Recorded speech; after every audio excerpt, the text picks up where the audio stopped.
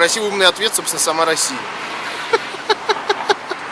Как-то у нас тут все так устроено. Ну, если не растекаться, то у нас такой менталитет, что мы очень много делаем сами себе.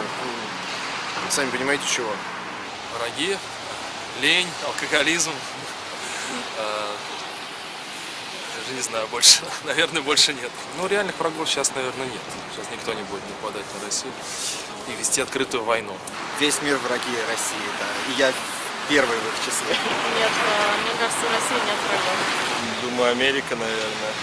И мне кажется, что врагов нет. Ну, я хочу в это верить.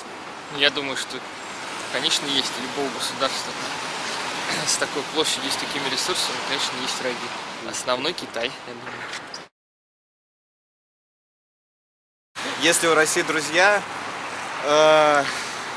я думаю, что китайцы нам по-любому друзья. Куба. Может быть, есть. Не могу с уверенностью сказать. Ну, все, кому мы помогаем, они, в принципе, должны быть нашими друзьями, иначе, не знаю, та же Украина все равно боится с нами попортить отношения.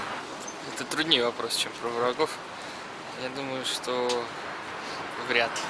Ну, конечно, как у любой страны, которая во главе стоит такой авторитетный человек, все страны, где стоит тоже авторитетный лидер, они будут автоматически в друзьях, а все страны, где идет такое другое представление о том, как должна происходить политическая жизнь, они будут в оппозиции.